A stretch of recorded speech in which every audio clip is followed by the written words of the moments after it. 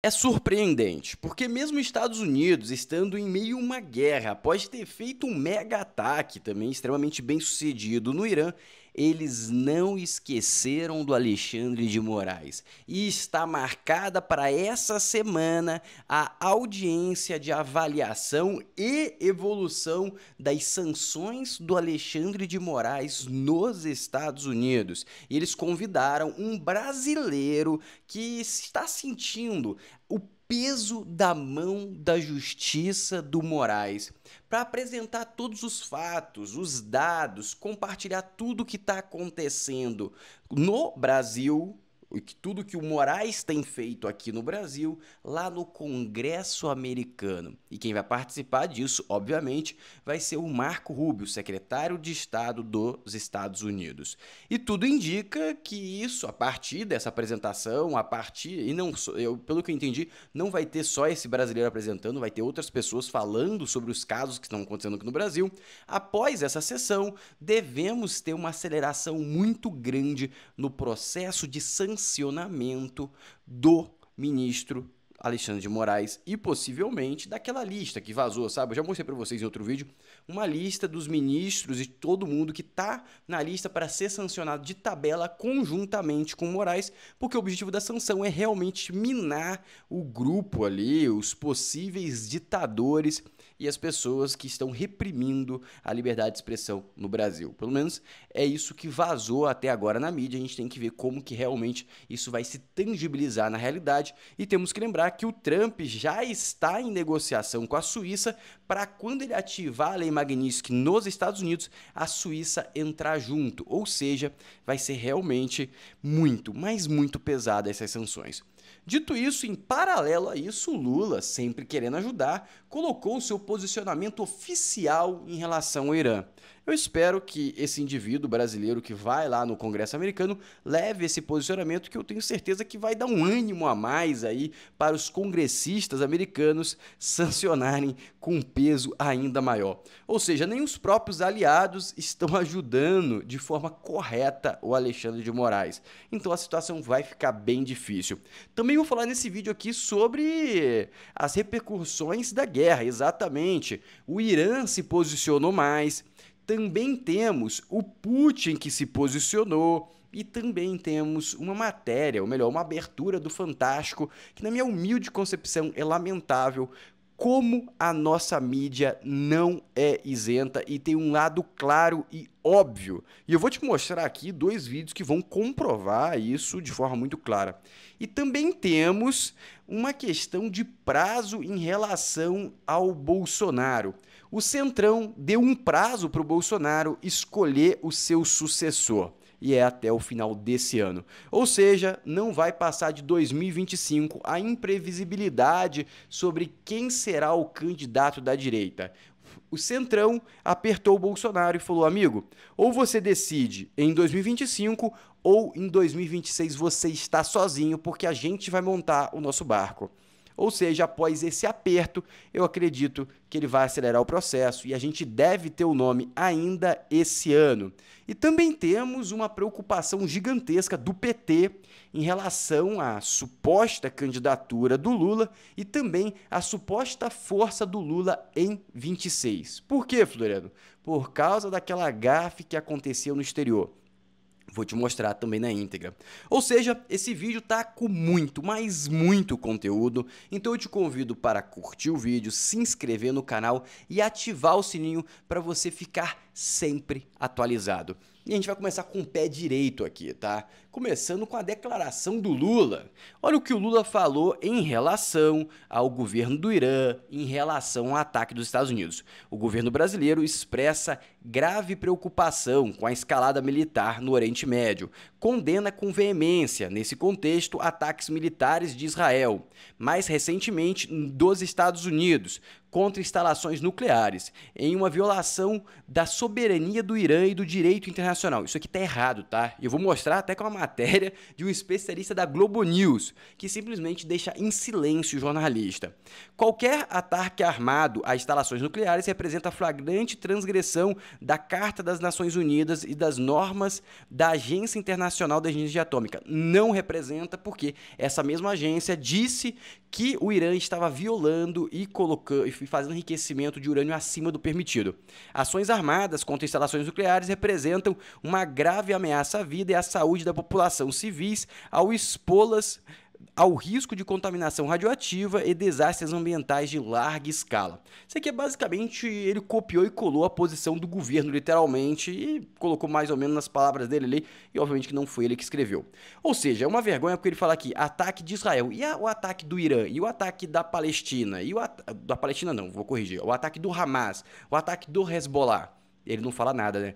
É uma vergonha como o nosso presidente tem um viés claro e ele não usa nem um pouco a cabeça para tentar analisar. Mas enquanto isso, você pode estar pensando, a esquerda está muito tensa, a esquerda deve estar muito preocupada com as crianças de Gaza, com as crianças até de Israel, que eles gostam de criança que caiu em cima de hospital, os idosos, mas claro que estão preocupados. E olha só esse Twitter. Meu Deus, estou passando mal. Isso aqui é Erika Hilton. Deve estar passando mal o quê? Porque está estourando uma guerra no mundo, né? A gente deve estar muito preocupado. Aproveitei que estava em atividades política, tá? Errou um português aqui. Em Portugal e vim para Paris ver a Queen Beyoncé. É isso mesmo. Ela estava em atividades política, e ela foi resolver ver a Beyoncé. Incrível, né? Israel. E a Palestina, que vocês tanto militam?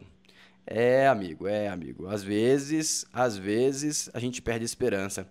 Qual a chance do país dar certo? Vai dar certo porque em 26 a gente vai mudar isso tudo, meus caros amigos.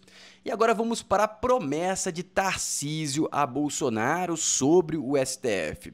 Basicamente, a União Brasil, o Centrão, nem União Brasil, o Centrão, está pressionando o Bolsonaro para chancelar logo o Tarcísio. E o Tarcísio basicamente já deixou bem claro a relação dele com o STF, que ele vai agir como uma ponte, não como uma pedra. Ou seja, essa parte eu gosto muito do Tarcísio, mas essa parte realmente não me encanta tanto. Eu gostaria que ele fosse mais incisivo. Mas dito isso, o prazo do Centrão para Bolsonaro anunciar Tarcísio ao Planalto. Por quê? Porque o Tarcísio tem que largar a sua cadeira de governador para ele se preparar para ser presidente. Ele tem até abril do ano que vem para fazer isso, mas o Centrão está falando, cara, bate o martelo esse ano, porque senão ele não vai conseguir se posicionar e tudo mais, a gente vai ter que escolher outro candidato em cima da hora e vai perder a nossa competitividade. Essa é a grande realidade, tá? Então eles estão apertando e provavelmente o Bolsonaro vai soltar o nome no final desse ano. Essa é a expectativa. E provavelmente vai ser o nome do Tarcísio. Eu não acho o nome ruim, tá? Apesar da questão do STF, eu não acho o nome ruim, eu acho que é um nome muito sóbrio, com a capacidade de unir o Brasil, uma coisa que o Lula falou que tentaria fazer e nem tentou. Dito isso, temos a nossa sorte aqui também, porque o Brasil não pode ter uma sorte para o resto da vida, né? Já foram 3 mandatos do Lula, acho que é enough, e temos também 2 mandatos da Dilma na nossa história, o que já é difícil até entender como é que a gente está vivo. Mas dito isso, gafe de Lula no exterior repercute e acende alerta ao PT para 2026. O que aconteceu, tá? Aquela gafe de fazer hang loose, de ir pra cima da Meloni do nada, quando vai tirar uma foto, parece realmente que o cara tá começando a dar uma varejada, né? E tudo bem, ele tem 80 e poucos anos, né? Acho que ele tem 80 anos. Dito isso, o que aconteceu? Começou a ter muita associação ao Joe Biden.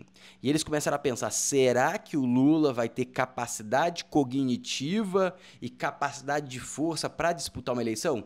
Eu acho que ele não vem, tá? Sendo sincero, eu já acho que ele não vem. Mas será que ele vai ter capacidade para transferir voto?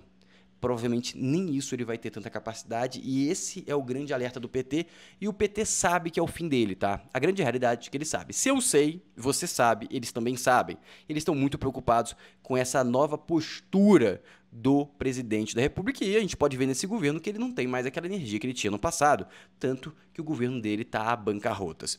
Dito isso, agora eu vou mostrar para vocês um vídeo do Fantástico. Em seguida eu vou mostrar outro vídeo que também é da Globo, para vocês entenderem como existe um viés claro na posição da Globo. E eu vou mostrar tudo isso vindo e de forma íntegra, para vocês tirarem suas próprias conclusões, tá? Isso aqui é a abertura do Fantástico em relação ao ataque. Presta atenção como que tem um viés claro. As inspeções bastaram para convencer Israel. Os ataques começaram no dia 13 de junho. Já de saída, mataram comandantes militares e físicos da área nuclear. No passado, até físicos de outras especialidades também foram mortos, como um professor do Dr. Farid. 15 e 20 anos atrás, houve uma curiosidade, esse cara foi meu professor na UERJ. Eu fiz o UERJ e ele foi meu professor de física. Ele era até muito gente boa, por sinal. Ele era professor de desenho, se eu não me engano. Uma série de atentados contra alguns físicos no Irã, inclusive um dos meus professores, Ali Mohammadi, que ele era um professor na área de cosmologia e gravitação. Uma moto, um carro, explodiu na frente da casa dele e ele morreu na hora. Farid, físico teórico do Irã, naturalizado brasileiro e que mora no Brasil, a duras penas mantém contato com a família por um aplicativo iraniano de mensagens que ele tinha instalado antes da guerra. Virou uma espécie de ponte para os iranianos no Brasil que querem saber se os parentes de lá estão bem. Aí eles vão contar a história triste, mas como vocês puderam ver no início, é como se Israel estivesse atacando, quebrando lei internacional e tudo mais, tá? É o que eles vão concluir até no final. Eu consegui falar com a minha família, mas pessoas que agora estão no Brasil não conseguem agora registrar nesse aplicativo. Então, eu estou intermediando muitos contatos, muitos amigos, colegas, e mando mensagem: ô, Farid, manda mensagem para esse número, ver se minha família também, onde é que eles estão. Agora, com o agravamento da situação, os contatos continuam instáveis e a angústia dos que querem saber da família aumenta a cada minuto. Mas nem essas... E a grande questão e a angústia de quem perdeu os familiares no 7 de outubro, de quem pegou e caiu aquela bomba que caiu do Irã e matou uma galera do hospital, isso eles não falam. E eles estão criando a narrativa, essa aqui é a narrativa que eles estão criando, ó. Inspeções bastaram para convencer Israel. Nem as inspeções, como se as inspeções tivessem sido feitas e dado ok, que as inspeções, ele não estava enriquecendo urânio acima do permitido, mas ele estava. E aí vem agora a Globo News e pergunta para um especialista exatamente essa questão, presta atenção. Na coletiva, o ministro de Relações Exteriores do Irã disse o seguinte, né? Por que o Irã deveria confiar no Tratado de Não Proliferação Nuclear se o tratado não foi capaz de proteger o Irã? Ou seja, o tratado não foi capaz de proteger o Irã, como se o Irã tivesse cobrido e concordado e feito tudo dentro do tratado, tá? Essa é a narrativa que a Globo tá vendendo, perfeito? Presta atenção. E esse professor até é muito simpático, ele não entra nesse assunto, ele só entra nesse assunto quando o repórter aperta. Ponto que é importante, antes de encerrar essa edição, que foi dito agora por ele também, é que ao ser questionado aí sobre a saída do tratado, ele disse: não estou em posição de revelar nossos melhores passos. E finalizou aí pontos da entrevista dizendo que vai para Moscou essa tarde para se encontrar com Putin. O que rapidamente isso quer dizer, esse encontro com Putin, professor?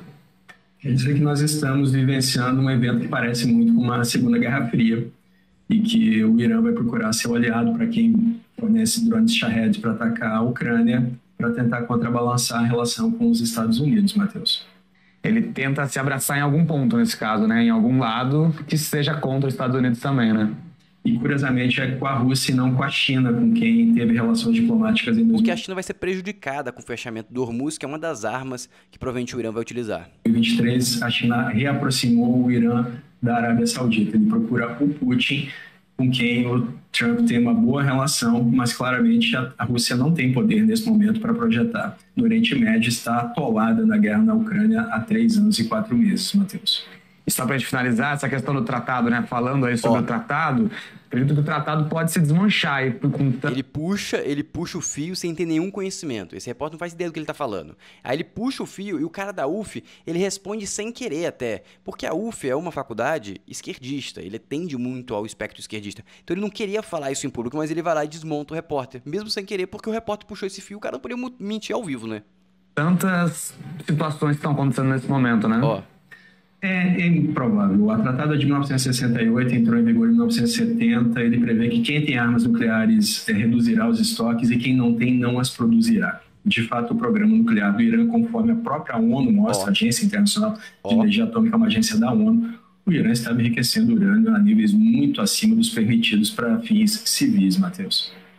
Tá certo, professor Vitélio Brustolin, muito obrigado por conversar com a gente, professor da UF, agradeço demais por... Entendeu? Aí acabou, o cara discordou, acabou. Ele queria que ele tivesse, ou seja, o que... Ele queria que o cara tivesse seguido o protocolo certinho e os Estados Unidos e Israel tivesse quebrado, mas não foi isso que aconteceu.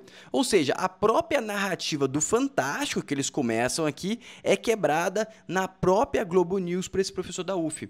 Ou seja, é uma vergonha completa, eles têm um viés que eles querem proteger a todo custo. E aí tem essa manchete aqui do Carlo Caucci, que eu achei perfeita, tá? Se Israel atacasse o inferno, a velha mídia elogiaria Lúcifer. É isso. Tá? Eu acho que isso aqui resume essas duas matérias e resume muita coisa que você viu e muita coisa que você vai ver na velha mídia, utilizando a analogia do Carlo Caucci. Ou seja, é uma vergonha generalizada o que acontece no Brasil, tá?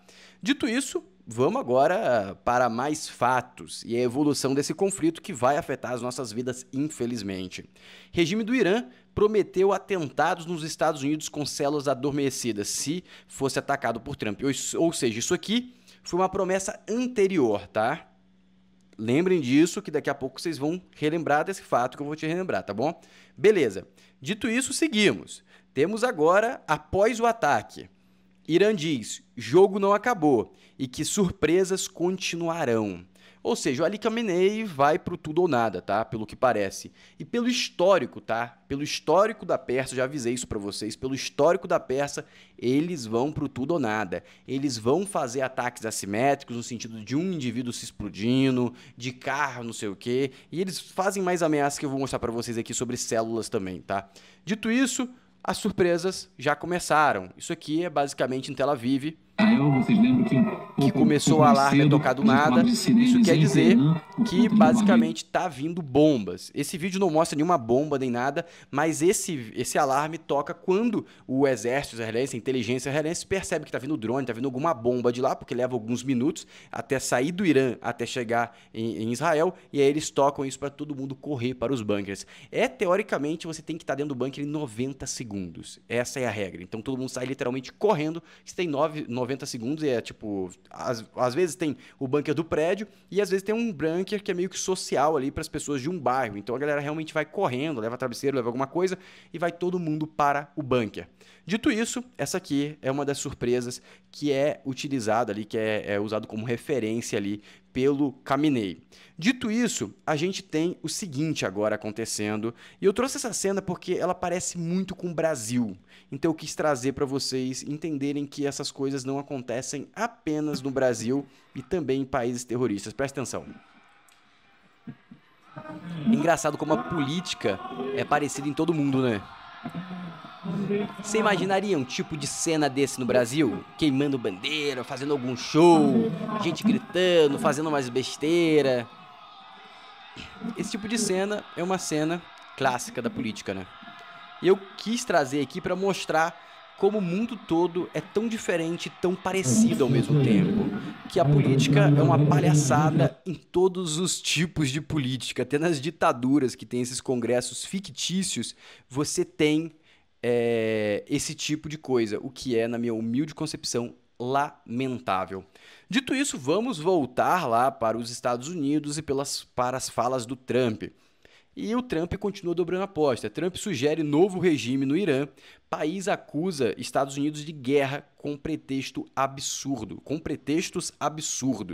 Ou seja, essa fala do Trump aqui só acende mais a pressão em cima da galera do Irã, em cima do Khamenei, e só força ele querer ir pro tudo ou nada. Isso não é bom para os Estados Unidos, isso não é bom para o próprio Irã, não é bom para ninguém. Ou seja, a estratégia do Trump em apertar os caras, continuar nessa negociação de pressão, Não é uma boa estratégia, na minha humilde opinião. Isso vai acabar com tragédia. Ah, Floriano, os Estados Unidos têm risco de perder? Não tem risco de perder. Mas, amigo, se ele explode um prédio, explode uma coisa, vai custar vidas americanas, sabe? O que é chato, entende?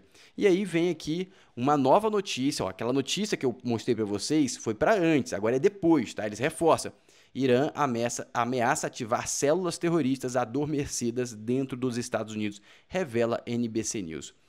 Ou seja, caros amigos, é um risco, porque ele ativa essas células que, na teoria, eles têm no mundo inteiro, inclusive no Brasil, já teve casos e tudo mais, prisões e tudo mais, de grupos desse, porque a gente tem a Venezuela aqui do lado, e um dos caminhos financeiros que o Irã sustenta é a Venezuela. O Irã dá dinheiro para a Venezuela para tentar sustentar ali e ajudar o regime a manter, porque está no eixo das ditaduras aí. Ou seja, isso aqui custa muitas vidas se isso realmente for ativado e for para frente, e na teoria vai. Ou seja, a comunicação do Trump eu não acho que está sendo inteligente, sendo 100% sincero para vocês. E dito isso, temos aqui uma explicação de como está sendo a postura detalhada do Trump. Eu acho que é legal vocês entenderem, porque ele não está entrando apenas em conflito com o Irã, ele também está dobrando a aposta para cima do Putin. E o Putin deu uma resposta, na minha humilde concepção, drástica. Foi a mais recente de uma série de provocações que o presidente Donald Trump direcionou a Vladimir Putin. Mais cedo, Trump escreveu: "O que Vladimir Putin não entende é que, se não fosse por mim, muitas coisas realmente ruins já teriam acontecido com a Rússia. E quero dizer, realmente ruins. Ele está brincando com fogo." Ele tá ameaçando um cara que é ditador em um país, o homem mais rico do mundo, porque ele conseguiu desviar muita grana. Falam que a fortuna do Putin tá aí em torno de 500, 700 bilhões de dólares. Ou seja, ele é mais rico que o próprio Elon Musk. Mas dito isso, ele vai lá e cava esse ataque de graça. Ele não vai ter ganho com esse ataque, só ele vai ter vangloriação da própria base dele americana. Só que aí, olha a resposta que a Rússia dá. A fala de Trump gerou uma rápida escalada. O vice de Putin no Conselho de Segurança Nacional da Rússia, Dmitry Medvedev, afirmou sobre as palavras de Trump, dizendo que Putin está brincando com fogo e que coisas realmente ruins podem acontecer à Rússia: "Eu só conheço uma coisa realmente ruim: a Terceira Guerra Mundial. Espero que Trump entenda isso." Esse episódio representa uma mudança de postura por parte do presidente americano. Nos últimos dias, Trump tem aumentado as críticas contra Vladimir Putin, diferentemente do que ele fez nos primeiros meses dele na Casa Branca, quando dizia que Putin era um aliado e que acabaria com a guerra em 24 horas. O que está acontecendo com o Putin é o seguinte, com o Putin não, com o Trump é o seguinte: ele foi com muita sede ao pote. Ele fez uma estratégia de blefar demais. E ele só blefou. A primeira vez que um blefe dele se torna realidade, ou seja, que não era blefe, foi o ataque do Irã. Todos os outros foi blefe. Ele falou: os Houthis vão ver o inferno. Não viram. Eu vou acabar com a guerra da Ucrânia em 3 dias. Não acabou.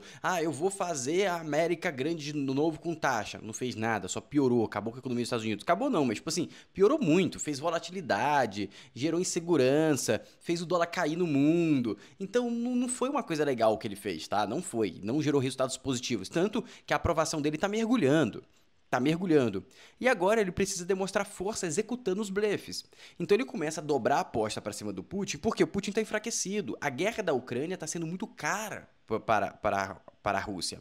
Só que tudo isso criou até um termo que é o tackle trade, que é basicamente acreditando que o Trump amarela. É você fazer uma aposta que o Trump amarela. Agora, pela primeira vez, com esse ataque, ele não amarela. Ele fala uma coisa e ele cumpre. Mas dito isso queimou muito a imagem dele, e os flertes que ele fez pro Putin queimaram muito a imagem dele, porque ele fazia um flerte pro Putin da amizade, e o Putin ia dar um coice, e também deteriorou muito a imagem dele no interior dos Estados Unidos. Temos que lembrar que Estados Unidos é uma democracia, então ele tem que ter uma boa imagem para ter governabilidade e também para pensar numa reeleição ou coisa parecida no futuro, ou até eleger um candidato que ele vai indicar. Dito isso, o Trump continua dobrando a aposta. Agora ele vem tentar influenciar e criar um contexto político para substituir o regime. Presidente Donald Trump fala pela primeira vez sobre uma possível troca de regime no Irã.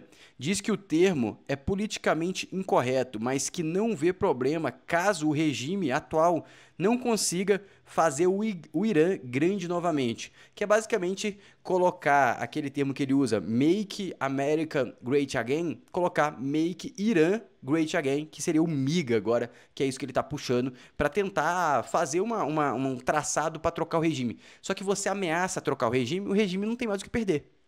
O que o regime tem para perder hoje? É o governo. Mas se ele fala que ele vai tentar trocar o regime, acabou, não tem mais o que perder. Aí vai pro tudo ou nada, uma galera que já está acostumado a jogar no tudo ou nada. Ou seja, não é uma decisão inteligente. E as repercussões econômicas já começaram. Tá aqui, ó. Petróleo dispara cerca de 4% após o ataque do Irã. Futuro dos Estados Unidos cai em reflexão o risco global. Porque o risco global seria entrar em guerra e você ia desativar muita coisa, muita produção de coisa, ia cair o consumo. E aqui eu tenho o gráfico para vocês de como está o petróleo neste exato momento. $78 e 493 dólares, tá? Não, 78 dólares e 49 cents, na realidade. Dito isso, olha essa alta absurda. Tudo isso aqui é por causa dessa teoria de briga, de guerra que está tendo lá, que agora se consolidou com o ataque e com o possível com o fechamento do Hormuz e tudo mais. Se acontecer realmente o fechamento do Hormuz, já se fala de dólar acima de 80, 90 dólares. Isso vai gerar uma inflação generalizada no Brasil. No Brasil não, no Brasil e no mundo, assim, no mundo inteiro. O Brasil vai ser afetado também, mas felizmente a gente não tem nenhum tipo de risco de desabastecimento relevante. Pode ter um ponto ou outro, caso aconteça realmente uma demanda muito grande da China, por exemplo, mas não tem nenhum grande caso de não abastecimento como um país que não é produtor de petróleo, tá? Dito isso, vamos agora para a audiência do Trump, ou melhor, a audiência do Moraes nos Estados Unidos, e eu vou trazer para vocês a melhor fonte de todas, que é a fonte do cara que vai lá testemunhar e explicar tudo o que está acontecendo aqui no Brasil, que é o famoso, o querido Paulo Figueiredo, que por acaso o Moraes não gosta nem um pouco dele, mas por que será, né? Vou colocar aqui, não porque será negativamente, é porque será porque, pô, o cara vai lá acabar de enterrar o cara, né, nos Estados Unidos. Mas dito isso, presta atenção no que ele vai falar aqui. Quero dar a vocês é que o Congresso dos Estados Unidos convocou uma audiência na Comissão de Direitos Humanos para terça-feira, para tratar especificamente deste assunto de repressão transnacional. É uma primeira audiência que vai acontecer na Comissão de Direitos Humanos para tratar especificamente desse tema, incluindo o Brasil. Olha aí. E a notícia que eu quero dar a vocês aqui em primeira mão no 4x4 é que eu tive o privilégio de ser chamado, mais uma vez, para testemunhar dentro do Congresso dos Estados Unidos a respeito do Alexandre de Moraes. E eu já... Ou seja, o cara que mais fala de Alexandre de Moraes, não só que ele só fala disso, mas ele fala muito de Alexandre de Moraes, de política. Ele tem esse programa 4x4 que ele vai atualizando, acompanha muito perto a política, as notícias, as repercussões do STF. Ele vai ser o testemunha. Ou seja, me parece que escolheram um cara muito bom e muito preparado para isso. Preparei aqui o meu discurso ao longo do final de semana e vou historiar um pouco de como o Alexandre de Moraes tem perseguido indivíduos dentro dos Estados Unidos, companhias dos Estados Unidos, e tem utilizado companhias americanas, no caso as Big Techs, para perseguir indivíduos no mundo inteiro. É um assunto muito sério, que tem consequências com apoio bipartidário, e eu diria que talvez seja uma das maiores vulnerabilidades do Alexandre de Moraes. Posto tudo isso, qual o objetivo do trabalho aqui nos Estados Unidos, como bem colocou a Ana? Olha, eu posso dizer para vocês que a Lei Magnitsky está pronta. Ela foi aprovada em todos os órgãos do governo americano, foi aprovado no National Security Council, no Departamento de Tesouro, no White House Counsel's Office, no Office... Está engatilhado, em resumo, está engatilhado. ...of Legal Counsel, foi aprovada no National Security Council, no Domestic Policy Council, no Departamento de Estado. Todo o trabalho burocrático foi concluído. Hoje, o texto pronto está na mesa do Marco Rubio. Foi entregue para ele, era para ter sido entregue na quinta-feira passada, semana passada, acabou sendo entregue para ele no domingo dessa última semana, ou seja, exatamente há uma semana atrás. O que aconteceu nesse processo? Ora, é impossível tratar de qualquer outro assunto dentro da Casa Branca que não seja Irã. Então, no final das contas, o que a gente tem que torcer aqui? A gente tem que orar para que o Brasil ganhe um segundinho da atenção do Marco Rubio e do presidente Trump. Marco Rubio que já se manifestou em privado, posso dizer isso, mas também publicamente favoravelmente às sanções contra o Alexandre de Moraes. Então a gente está muito perto. Qual é o próximo passo disso? Como bem colocou a Ana, no final das contas a gente está tentando dar um leverage, como a gente diz aqui, né? Uma ficha, um ponto de negociação para que os políticos brasileiros saiam do corner. Presta atenção nisso. Mas no final das contas, vai ser a sociedade brasileira indo às ruas na semana que vem, a classe política fazendo força dentro do Congresso, que vai resolver o problema do Brasil. Né? Não esperem que o Donald Trump mande um B-2 Spirits bombardear a casa do Alexandre de Moraes ou o porta-aviões do Lago Paranoá.